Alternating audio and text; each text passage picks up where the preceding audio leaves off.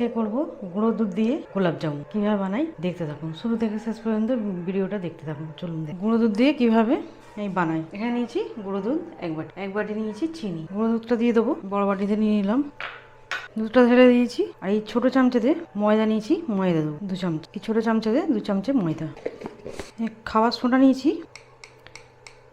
একদম ছোটো চামচেতে হাফ চামচে খাবার সোডা, একদম ছোটো চামচ। ভালো করে সব কিছু মিশিয়ে নেবো। এইভাবে ভালো করে মিশিয়ে নিতে হবে। ভালো করে সব মিশিয়ে নিয়েছি। এখানে জল দিয়ে অল্প অল্প জল দেবো আর মেখে নেবো। একবারই অল্প জল দিতেই নরম হয়ে গেল। এটা এবার রেখে দেবো, তোমার শক্ত হয়ে ভালো করে মেখে নেবো। মেখে নিয়েছি, নরম আছে এখন। এটা রেখে দেবো, ততক্ষণ সিরাপটা করবো। এটা ঢাকা দিয়ে রেখে দেবো। এখানে এটাই করবো, চিনিটা ঢেলে দেবো। বাটি মেপে 2 বাটি জল দিয়ে দেবো। 2 বাটি জল দিয়ে দিলাম। এবার এখানে চালু করে দিলাম।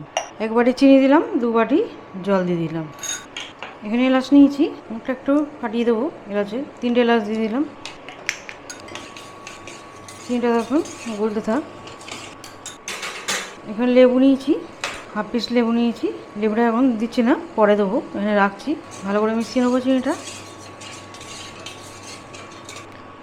আর গোলাপ জামুন হবে, তার জন্য অল্প সামান্য গোলাপ জল দেবো 1 চামচে। ভালো করে মিশিয়ে নেবো।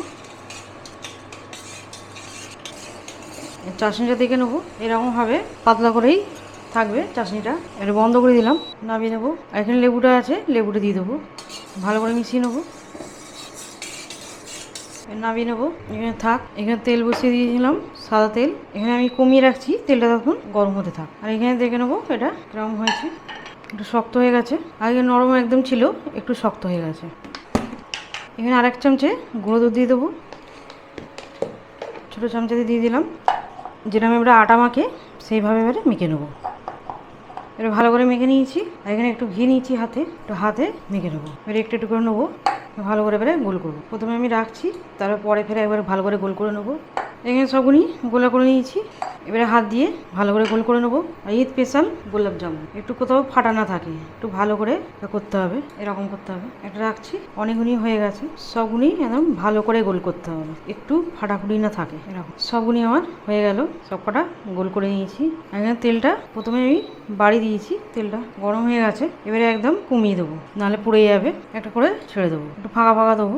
সবগুলি দিয়ে দিলাম, এরকম করে দেবো। সবগুলিকে একবার করে উল্টে দিয়েছি। উল্টে পাল্টে গোল্ডেন কালার করে ভেজে নেবো। সবগুলি একটু ফুলেছে, আর একটু ফুলবে, এখনো বাকি আছে হতে। এই গোলাপ জামুনটা খেতে খুবই ভালো হয়, ছোটো থেকে বড় সবাই পছন্দ করবে। অবশ্যই ট্রাই করবেন, বাড়িতে খুব সহজভাবে একদম গোলাপ জামুন বানিয়ে নিতে পারবে। আর একটু হবে, কত সুন্দর ফুলেছে। আর একটু কালার করে নেবো উল্টে পাল্টে ভেজে নিয়েছি।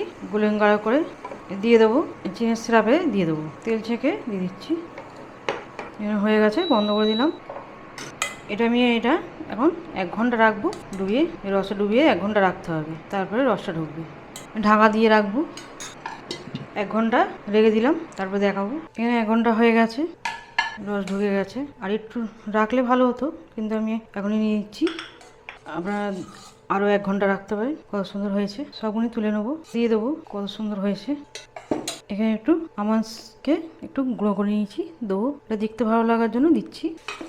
গোলাপ জামুন মিষ্টি, তার জন্য একটু গোলাপের পাপড়ি দেবো। গোলাপের পাপড়ি দিয়ে সাজিয়ে দেবো। একদম রেডি গোলাপ জামুন মিষ্টি। ঈদের স্পেশাল গোলাপ জামুন রেডি। আমার রেসিপি ভালো লাগলে বন্ধুর সাথে শেয়ার করবে, লাইক করবে আর সাবস্ক্রাইব।